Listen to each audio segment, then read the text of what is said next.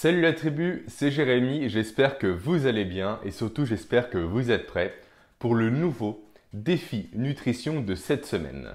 Alors comme vous le savez très bien, il existe plusieurs façons de faire cuire ces aliments. On peut les faire cuire au four, à la poêle, au barbecue, à la plancha, à la vapeur et j'en passe. Mais saviez-vous que certains modes de cuisson sont plus intéressants au niveau nutritif que les autres? Je m'explique. En fait, un aliment est composé de ce qu'on appelle les macronutriments d'une part, donc les protéines, les lipides et les glucides, et des micronutriments d'autre part. Et là, on parle notamment de vitamines, d'oligo-éléments ou encore de minéraux. Et les micronutriments sont tout aussi importants que les macronutriments, notamment au niveau de l'aspect santé lié à la nutrition. Et quand on va faire cuire un aliment, tout simplement, les micronutriments vont réagir à la cuisson. En effet, la cuisson va en quelque sorte les agresser. Donc, lorsque l'on fait cuire un aliment, on va perdre des micronutriments ou encore pire, les transformer. Et ces derniers, après transformation, vont devenir en quelque sorte nocifs pour notre organisme. On passe à la base de choses vertueuses qui apportent des plus-values en termes de santé à notre corps, à des molécules transformées qui cette fois-ci vont avoir un impact négatif, comme le fait de générer du stress oxydatif. Alors, je ne rentre pas dans le détail du stress oxydatif sur cette vidéo, sur ce défi, parce que ce n'est pas l'objet, mais si vous souhaitez en savoir plus sur cette notion de stress oxydatif, je vous renvoie vers l'article que nous avons rédigé sur FitMeal à ce sujet. Bref, tout ça pour dire que plus le mode de cuisson que vous allez choisir va être élevé, plus la température va être haute, ou plus ce mode de cuisson va être prolongé dans le temps, plus les aliments que vous allez faire cuire vont perdre de leur qualité nutritive. Et c'est pourquoi, cette semaine, je vous défie d'opter pour la cuisson vapeur. Toute cette semaine, faites cuire vos aliments à la vapeur. La vapeur est en effet le mode de cuisson le moins agressif. Le mode de cuisson qui va permettre à vos aliments, une fois cuits, de conserver la majeure partie de leur qualité nutritive. Plus précisément, si on veut rentrer dans le détail et être pointilleux, je vous recommande même d'utiliser la cuisson à la vapeur douce.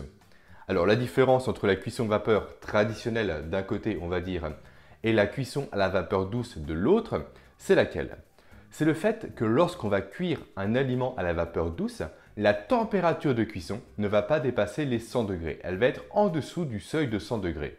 Contrairement à la cuisson vapeur traditionnelle, typiquement en cocotte minute, où là les 100 degrés vont être franchis. Et je vous le rappelle rapidement, plus on monte en température, plus les micronutriments vont être dégradés. Donc encore une fois, votre défi cette semaine, ça va être de faire cuire vos aliments à la vapeur, et idéalement à la vapeur douce.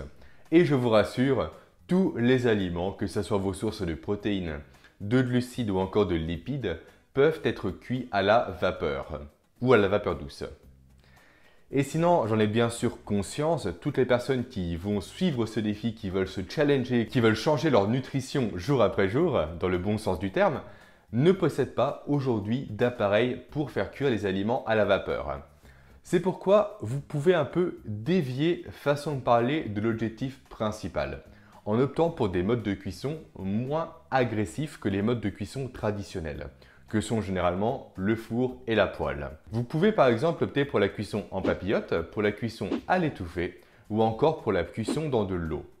Et juste une toute petite nuance par rapport à la cuisson dans l'eau, lorsque vous allez faire cuire vos légumes à l'eau, si vous le faites bien sûr, pensez à conserver l'eau de cuisson. En effet, celle-ci, après la cuisson, va absorber une partie des micronutriments des légumes que vous avez fait cuire. Donc si vous la jetez, littéralement, vous mettez à la poubelle des vertus pour votre corps, pour votre organisme. Donc ne faites pas ça. Réutilisez cette eau. Alors soit en faisant cuire d'autres aliments avec cette dernière, par exemple vos sources de protéines, qui vont naturellement s'enrichir du coup des micronutriments présents dans l'eau des légumes que vous avez fait cuire précédemment, ou encore par exemple en faisant un bouillon, une sorte de soupe que vous allez pouvoir consommer par la suite. Alors maintenant, je compte sur vous pour relever ce défi, pour le relever haut la main, car vous faites partie de la communauté FitMeal, de la tribu FitMeal, des personnes qui se challengent semaine après semaine pour apprendre à bien manger, pour apprendre à manger en fonction de leurs objectifs. Et je compte également sur vous pour partager les photos de vos appareils de cuisson, donc de cuisson qui respectent ce qu'on a vu dans cette vidéo, et également de vos plats cuits idéalement à la vapeur sur le groupe La Tribu Fit Meal. Et si vous ne faites pas encore partie du groupe, déjà, qu'est-ce que vous attendez?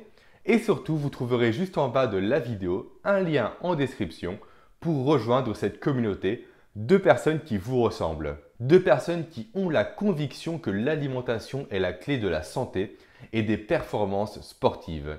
Je vous dis maintenant à très vite sur la tribu pour échanger et pour avancer tous ensemble dans la même direction.